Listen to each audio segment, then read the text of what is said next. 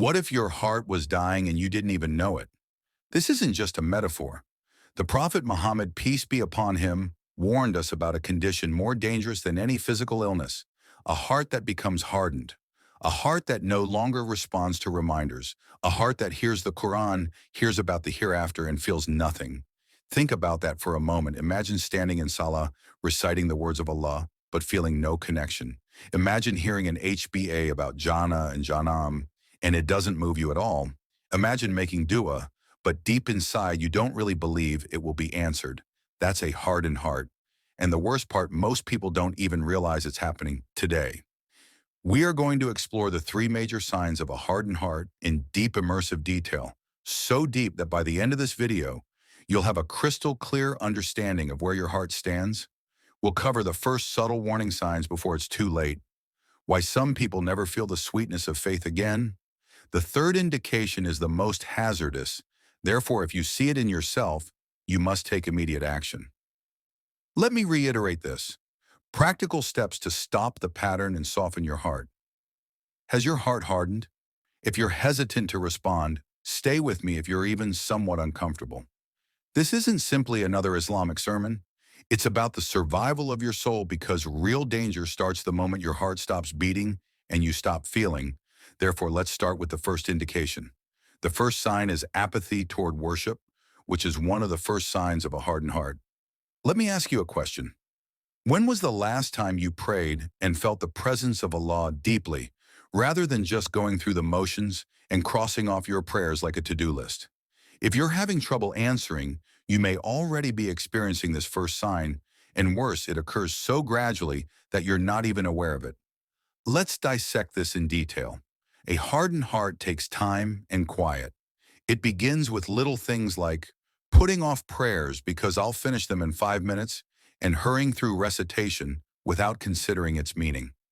At first, you still feel a little guilty, but eventually that guilt goes away. What was once a source of peace now feels like a chore. What was once an act of love now feels like an obligation. Then something even worse occurs. Worship no longer affects you. The mosque begins to feel far away. The Quran stops moving. The dua becomes monotonous. And before you know it, your heart stops scrolling and goes numb. Islamic TikTok at 3 a.m. doesn't qualify as knowledge-seeking. Consider how you felt when you first began praying regularly and compare that to now. Has the excitement and peace vanished? This is the beginning of a hardened heart, and if you don't stop it, the next stage is even worse. Let's take a closer look at why this occurs. The solution to the question of why we stray from worship is simple. Whatever fills your heart is always there, whether it's Allah or the Quran. If it's not filled with Allah, it's gone. It is riddled with doubt if it lacks faith. Let's examine what happens in a person's heart when they begin to neglect worship.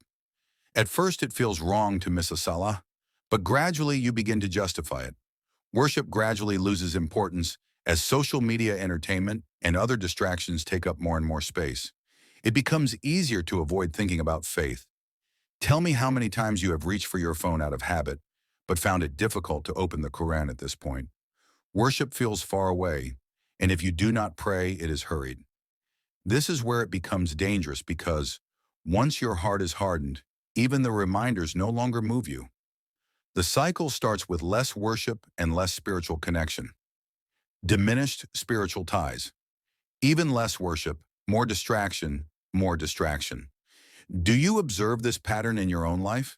If so, what comes next, and where does it go if you don't make the necessary corrections? A disengaged heart doesn't simply remain in that position. It worsens, and worse, you won't even be aware of it. When Allah forewarns us in the Quran, we will reject their hearts and eyes at the same moment that they initially rejected. Let's take a moment to consider this. If you don't feel bad about skipping Salah today, will you feel that way in a year? If you don't feel anything when you listen to the Quran right now, will it ever touch you again? Allah permits your heart to wander further if you neglect it long enough. People leave Islam without even recognizing it, not all at once, but gradually as their hearts change. This is what happens when you get to the point when nothing reminds you and your faith turns into a memory rather than a reality. Are you ignoring the warning signs, Hardened, or are you going to take action? The good news is here. We're going to go over methods to soften a stony heart once more. Don't pay if you've already noticed this initial indication in yourself. Fear. The more you wait, the more difficult it gets. Therefore, let's discuss the answer. Allah's mercy is immense, and the doors are still open. First step, slow down in prayer and begin with a single, brief Salah, taking your time and concentrating on the meaning of Surah Al-Fat. The Prophet, peace be upon him, stated, "Make sujood longer and let your heart pour out to Allah." Your heart cannot remain hardened if you humble yourself in sujood step 2, which increases dear's recollection of Allah. The closest a servant is to his Lord is when he is in prostration. Repeat a sincere statement while carefully considering its significance. The Prophet, peace be upon him, stated that the more you remember Allah, the softer your heart gets. Therefore, keep your tongue moist and thicker. The recollection of Allah polishes the hearts, which rust like iron. If your religion seems distant or your heart heavy, start with Dicker's step 3 and make small, persistent commitments. A checkmark. One passionate verse from the Quran every day is preferable to reading 50 pages once a month. Dua is preferable to skimming a lengthy list. 10 distracted prayers are not as good as one heartfelt one. Peace be upon him, cried the Prophet. I ask you this now. Will you take the first step, or will you wait until your heart hardens even more? This is only the first clue. Allah loves consistent actions, no matter how modest. The second indicator, loss of compassion and gratitude, is much more concerning since it impacts not just how you worship, but also how you treat other people. That's where we're headed next. Not only does a hardened heart affect your worship, but it also affects how you treat others.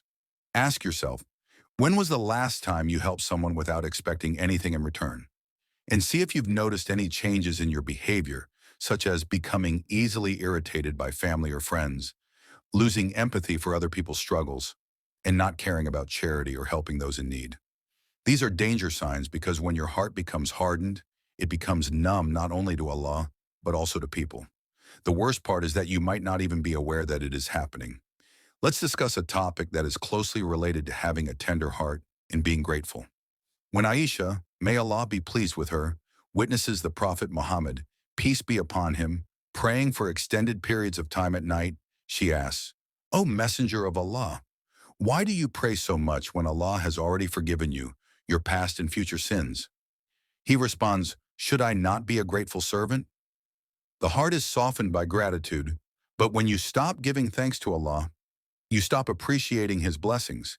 And when you stop appreciating His blessings, something dangerous occurs. You begin to feel entitled rather than grateful. You begin to see problems rather than blessings. And you stop caring about those who have less than you. You've noticed that the more ungrateful someone is, the more miserable they become. This is because ingratitude breeds conceit and selfishness. Let's go deeper. A hardened heart doesn't just disconnect from Allah, it disconnects from people's pain. Think about it. Have you ever ignored someone's suffering because it felt too distant from your life? Have you ever scrolled past a charity post without feeling anything? Have you ever seen someone struggling and thought, that's their problem, not mine?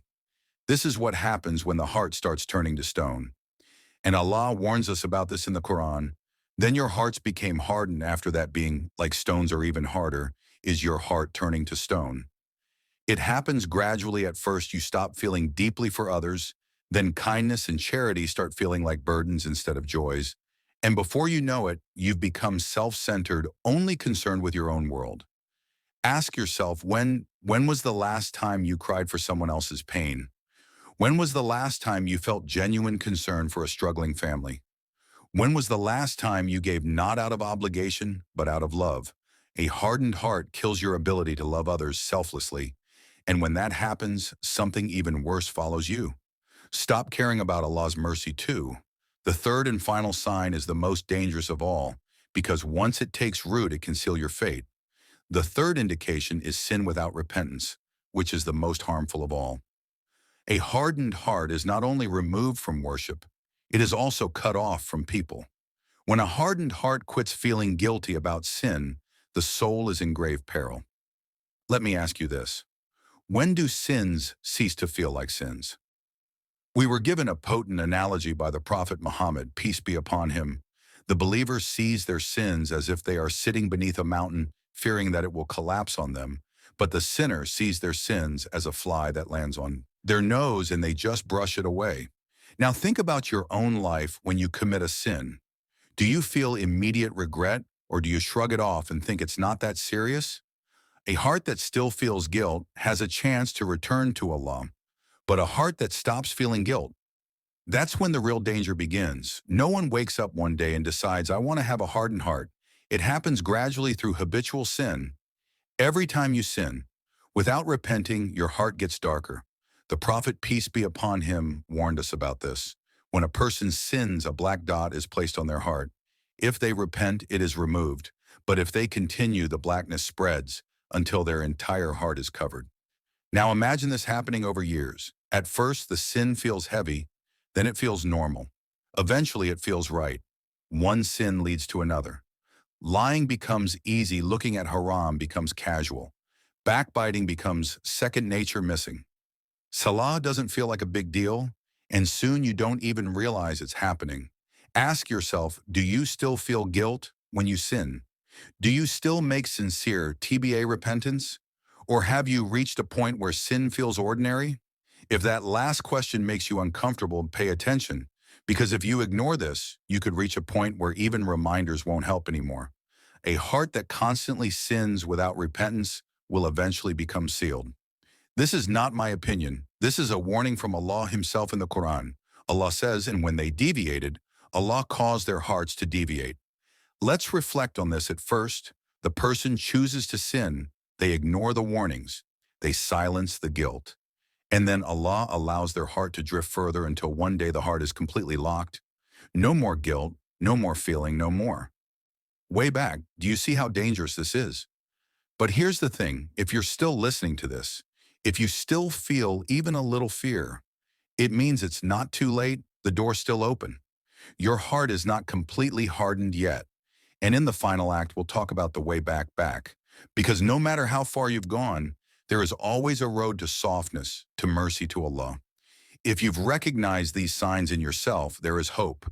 Because no matter how far you've drifted, no matter how many sins you've committed, Allah's mercy is always greater, always. The Prophet Muhammad, peace be upon him, said Allah's mercy prevails over his wrath. So if you're feeling regret right now, that means your heart is still alive, but you must act before it's too late. The 5-step cure for a hardened heart. 1. Increase dhikr. In remembrance of the Prophet Muhammad, peace be upon him, the heart rusts like iron, yet remembering Allah polishes it. Begin by asking for forgiveness. Say, Subhanallah, thank you Allah Akbar. Every day consider the 99 names of Allah and remember his mercy. Dhikr is like a drop of water on a parched heart to truly repent. According to what Allah states in the Quran, do not lose hope in his mercy. He does forgive all sins. TBA must sincerely repent. Since Allah is the turner of hearts, ask him for a tender heart. Make a sincere attempt to repent of the sins that are hardening your heart. As long as you revert back to Allah, no sin is too big for his forgiveness. 3. Get back in touch with the Quran. It is the best way to soften your heart. But the question is, how recently have you read it with your heart as well as your eyes? If a mountain were to fall from the Quran, why has your heart become unmoved?